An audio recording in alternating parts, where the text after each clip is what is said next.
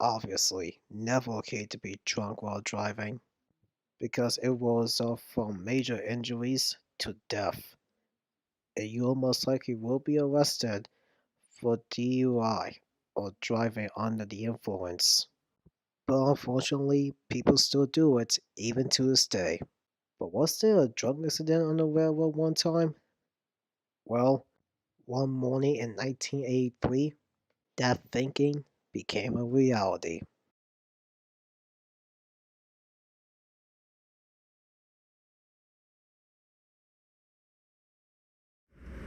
On September 14th, 1983, early in the morning, Seaboard System Extra 1751 North had just received an OK to leave the siding and passed a clear signal at milepost 189.8.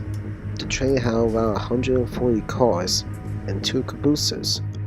Seaboard Coastline Caboose number 6053 and Lewis and Nashville Caboose number 6404. The train had 3 engines on the head end, with Seaboard Coastline U36B number 1751 leading. As the train merges out of the siding and onto the lane, everything seemed to be smooth, but it would take the train at least a few minutes or so before it made an unexpected stop.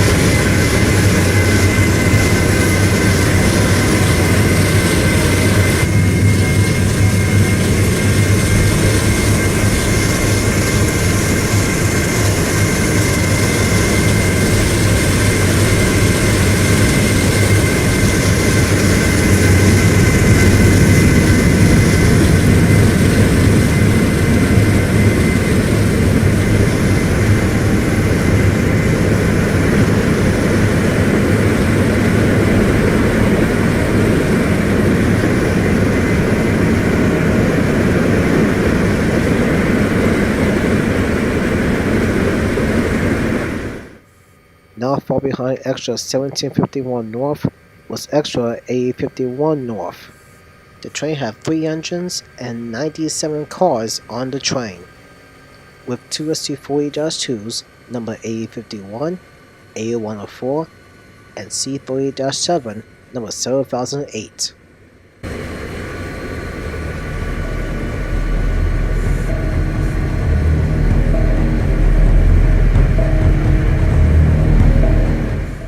Extra 851 North has an approach at milepost 207.0, so it will have to come to a stop at the next signal up ahead to let Extra 1751 North clear the area before Extra 851 North can continue northbound. But for some reason, the train passed the red signal, continues to speed, and was heading straight towards Extra 1751 North up ahead. As Extra 81 North got closer and closer to 1751 North on the rail, the crew of Extra 851 North realizes their mistakes and sent the train into emergency, but it was already too late.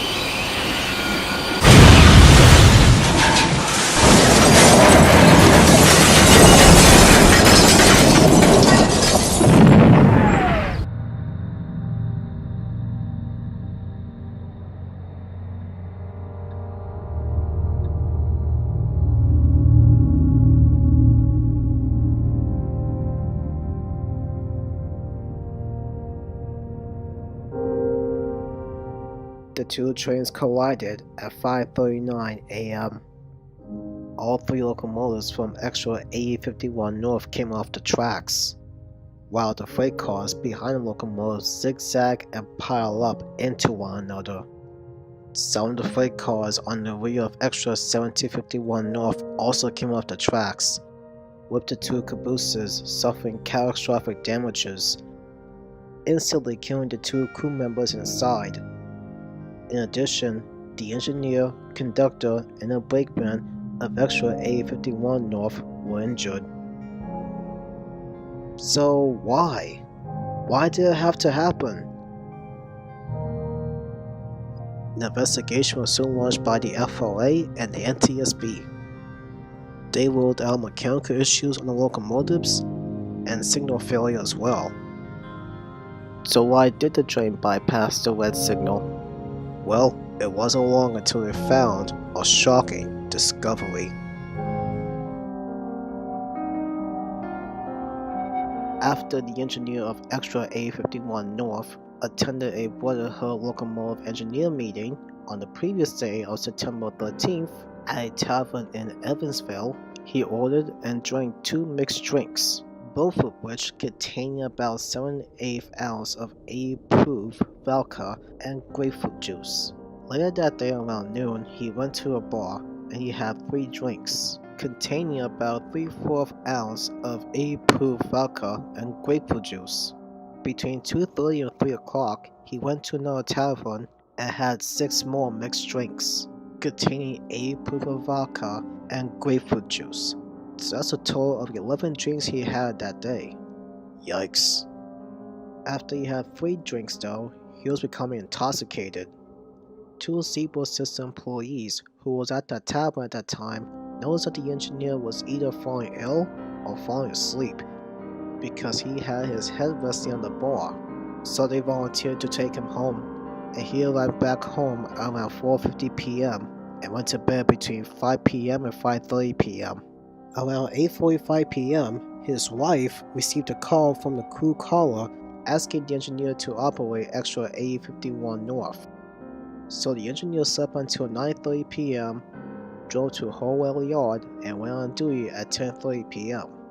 Strange how he hasn't gotten into a car accident on his way there. There was a broken vodka bottle found inside of A51. At the time of the accident, the engineer and the brakeman were in the lead locomotive, while the conductor was riding in the second locomotive. And both the engineer and the brakeman both denied any knowledge of why it was there. But here's a question. Was the engineer the only one on board who was intoxicated? Not quite. 2 days before the accident, the head brakeman drank 2 normal-sized drinks of scotch and water before he ate dinner between 6:30 p.m. and 7:30 p.m. 4.5 hours after the accident, the engineer's blood alcohol level was 0.27%, while the head brakeman's blood level alcohol was 0.04%. There was a huge possibility that his blood alcohol level was 0.11% at the time the collision occurred. To add to that, the engineer stated that he fell asleep on duty at Oaktown and does not remember any events that happened between Oaktown and Savannah, while the head brakeman stated that he does not remember if he took control of the train after the engineer fell asleep. So keep in mind, the conductor in the second locomotive is fine, but there are 2 intoxicated crew members in the lead locomotive at the controls. There should have been a red flag, and those crew members should obviously not be operating the train in the first place.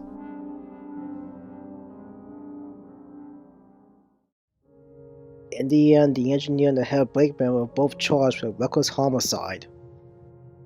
It was unknown if they were both pled guilty, but they were most likely fired not long after the accident, and never worked for the Seaboard System again. As for A51, A104, and 7008, they were all taken to the nearest locomotive shops to be repaired, and they were all put back into service. All 3 units remained in service until they were soon bought by CSX years later, but kept their numbers. 7008 status is still unknown to this day, but is probably scrapped. A104 was also retired years later, rebuilt to an ST40-3, renumbered to 4028, and still continues to operate today, along with A51. It's been 38 years since this wreck occurred, but despite that, some people still ignore the fact why drinking while driving will lead to deadly consequences.